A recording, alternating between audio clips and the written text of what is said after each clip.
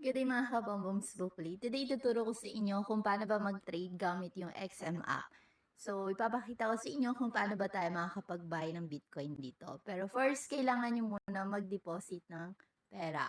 Okay? So, kung hindi nyo pa alam kung paano yan, meron natin tayong tutorial. Makikita nyo yung link nyan sa ating description. And i-check nyo kung naka-demo ba yung account nyo. Para makita nyo kung naka-demo ba yung account nyo, tap nyo to. So, dito makikita nyo, meron ditong standard and demo. So, pag nakalagay dito demo, ibig sabihin, nagpa-practice pa lang kayo. Pero pag standard and meron na kayong account number, ibig sabihin, yung mismo actual na pera nyo na yung tinitrade nyo. Okay? So, para makapag-trade tayo dito, as you can see, etong kulay green na to, ito yung profit or loss.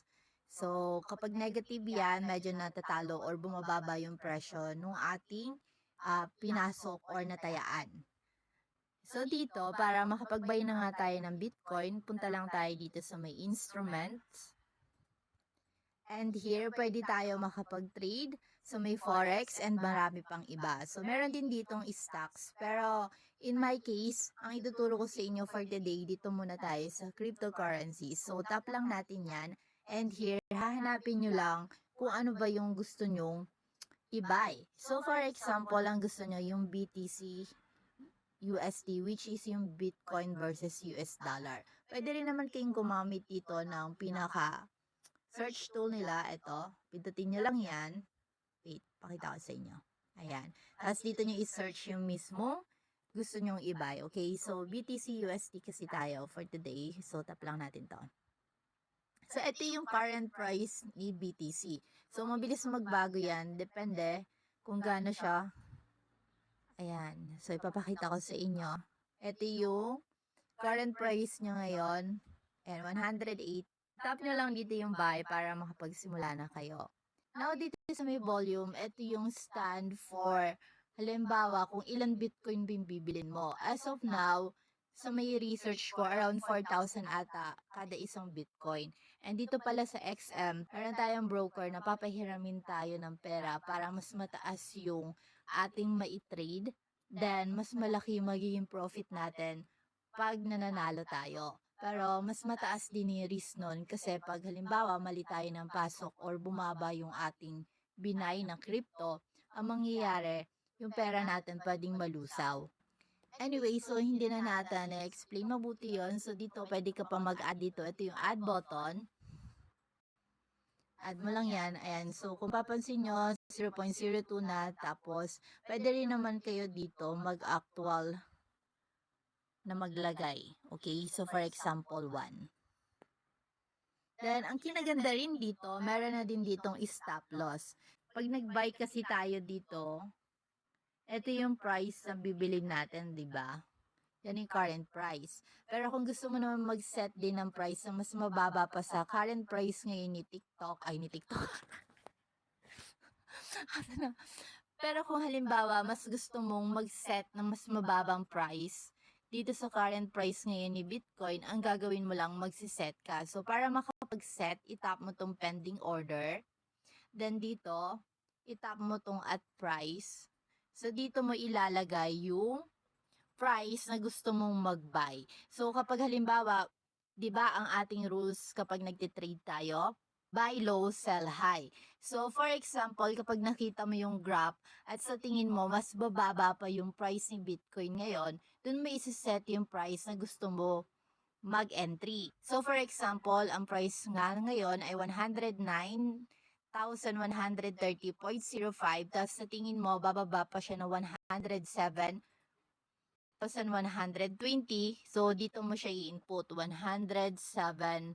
Ayan, so nag-set na ako ng amount. So, for example, ito yung current price ni Bitcoin ngayon, 109,000 something. Tapos, sa tingin mo, nung tinignan mo yung graph, sabi mo, ay, mas bababa pa to. So, nilagay mo dito sa may price, 107,128.68. So, pag bumaba nga yung Bitcoin sa ganitong price, may execute na etong ating order. So, yun yung kinaganda nito kapag nagsiset ka lang kung kailan mo gusto mag-entry. Kasi pag magbabay ka na dito pero sa tingin mo bababa pa nga, medyo malulugi ka at alanganin talaga yon. Tapos dito nga sa volume, so katulad nung in-explain ko kanina, input nyo lang dito kung gaano ba karaming Bitcoin na yung gusto nyong i-buy. Then dito naman sa may stop loss, ang gagawin nyo dito, magsiset kayo na mas mababa dito sa may entry nyo kung saan papasok kayo. So, bakit nga ba mahalaga yung stop loss? Ito yung ginagamit natin sa trading para limitahan natin yung pagkuwala ng ating pera. So, for example, meron tayong, para mas madali nyo maintindihan, bumili ka ng isang stock sa halagang 100 pesos. Tapos, naglagay ka dito sa stop loss ng 90 pesos. Okay? So, kapag halimbawa yung presyo ng stock ay bumaba sa 90, yung stop loss order mo ay magiging active. So, ibebenta niya yung stock para hindi na magtuloy-tuloy yung maaaring pagkatalo mo. Gets? Now, syempre, nandito na tayo sa pinakamatamis na part. Ano nga ba tong profit? So, etong profit, ito yung order natin kung saan magsiset tayo ng automatic. For example, yung ating binili na stock or crypto ay nagkakahalaga ng 100 pesos. So, pag nag-set tayo dito ng 120 pesos, tapos naglaro na dun yung price, naabot na nung Bitcoin ng 120 pesos. Automatic, magte-take profit na tayo or mag-exit na tayo dun sa ating order. So, pwede na ulit tayong mag-buy ng another Bitcoin kapag bumaba na lang ulit yung price. So, bakit nga ba mahalaga yung pagsiset ng profit? Para mailak na natin yung kita natin. Tapos, para maiwasan na din natin na mawalan tayo ng pagkakataon. Okay? Kasi, once na ma-hit na yung isang profit or once na tumaas na yung presyo, minsan biglang bumabagsak din yan. So, importante talaga na alam mo kung kailan ka mag-exit. So, ayan, makikita nyo, nag-input na ako dito ng mga price. And dito sa may stop loss ko, makikita nyo na yung estimated loss ko dito ay $40. So, makikita nyo na din dito. Hindi nyo na kailangan mag-compute pa mabuti. And yung estimated profit ko naman para sa sinet ko mga amount dito ay $58.71. So, ang ganda nitong XM kasi makikita na natin yung computation. And hindi na natin kailangan isa-isahin pa. So, pag decided ka na at alam mo talaga ginagawa mo, itap mo na yung confirm. So, etong order na sinet natin, makikita niyo yan. Wait lang. Now, para makita natin yung sinet nating order, punta lang tayo dito sa my orders. So, dito sa may orders or order list, makikita natin dito yung open position sa yung pending orders. So, makikita nyo dito yung mga open orders ko kung saan currently naka-in pa ako. So, makikita nyo rin dito kung negative na ba tayo or kung positive. So, ito yung ginawa natin kanina. So, makikita nyo na din dito yung date. Okay? Kapag nag-open kayo dito ng open positions nyo, for example, etong isa, try natin to.